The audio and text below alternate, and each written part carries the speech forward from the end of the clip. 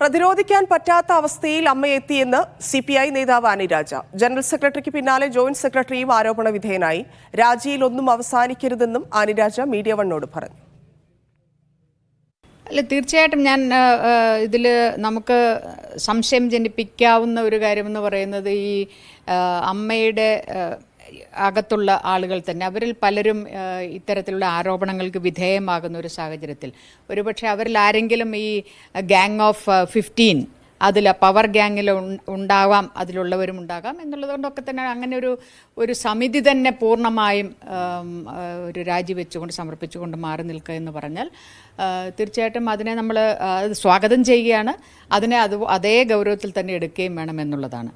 അപ്പോൾ ഇതൊക്കെ നടക്കുമ്പോഴും ഈ റിപ്പോർട്ടിന്മേൽ എടുക്കേണ്ട നടപടികൾ, ആ നടപടികൾ ഇപ്പോൾ തീർച്ചയായിട്ടും സംസ്ഥാന സർക്കാർ ഇങ്ങനെയൊരു ഹേമ കമ്മിറ്റിയെ കോൺസ്റ്റിറ്റ്യൂട്ട് ചെയ്യാൻ മുന്നിട്ടിറങ്ങിയ സംസ്ഥാന സർക്കാർ ആ റിപ്പോർട്ട് ഇത്തിരി വൈകിയെങ്കിലും പക്ഷേ അതിനെ തുടർന്ന് അങ്ങോട്ടേക്ക് ഒരു കമ്മിറ്റി ഒരു SIT രൂപീകരിക്കുന്നതിനും അതിൻ്റേതായ ഗൗരവത്തിൽ കാര്യങ്ങളെ കാണുന്നതിനുമുള്ള സംസ്ഥാന സർക്കാരിൻ്റെ ആ തീരുമാനത്തെ സ്വാഗതം ചെയ്യുകയാണ്.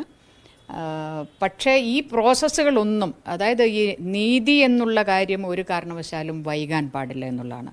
അത് അന്വേഷണമായാലും അതല്ല മറ്റ് എന്ത് പ്രോസസ്സായാലും നീതിയുമായി ബന്ധപ്പെട്ട ജസ്റ്റിസ് പ്രോസസ്സ് അത് ടൈം ബൗണ്ടായി നീതി ലഭ്യമാക്കാൻ ഉറപ്പാക്കണം. ഇപ്പോൾ ഈ ഓരോ വെളിപ്പെടുത്തലായിട്ട് വന്നുകൊണ്ടിരിക്കുകയായിരുന്നു. കഴിഞ്ഞ ഒരു ഉരുൾപൊട്ടൽ പോലെ തന്നെ വന്നുകൊണ്ടിരിക്കുകയാണ്. ഓരോ നടന്മാർക്കെതിരെയും വാതിൽ മുട്ടുന്ന അടക്കമുള്ള ആരോപണങ്ങൾ വരികയാണ്. അപ്പോൾ ഒരു സംഘടന എന്ന രീതിയിൽ അതിനെ കൃത്യമായി നിന്ന് ഡിഫെൻഡ് ചെയ്യുന്നതിന് പകരം ഇങ്ങനെ ഒരുമിച്ച് രാജിവെച്ച് പോവുകയാണോ വേണ്ടത്? അല്ല, ഡിഫെൻഡ് ചെയ്യാൻ പറ്റാത്ത ഒരവസ്ഥയാണെങ്കിലും ഇപ്പോൾ അതിൻ്റെ ജനറൽ സെക്രട്ടറി അദ്ദേഹം ഡിഫെൻഡ് ചെയ്യാനാവാത്തത് കൊണ്ടാണ് രാജിവെക്കേണ്ടി വന്നത്.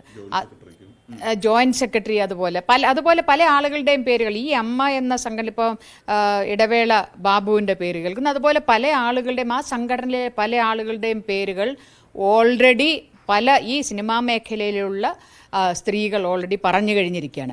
അപ്പോൾ അങ്ങനെ ഒരു സാഹചര്യത്തിൽ അത്തരമൊരു കമ്മിറ്റി രാജിവെക്കുക എന്നുള്ളത് അത് ഒരു ധാർമ്മികമായ അവരുടെ ഒരു ചുമതല കൂടിയാണ്. അങ്ങനെയുള്ള ഒരു മഹാഭൂരിപക്ഷം പേരെ വെച്ചുകൊണ്ടുള്ള ഒരു കമ്മിറ്റി രാജിവെക്കുക എന്നുള്ളത് അവർ ചെയ്യേണ്ടത് തന്നെയാണ്. അവരത് ചെയ്തിരിക്കുകയാണ്.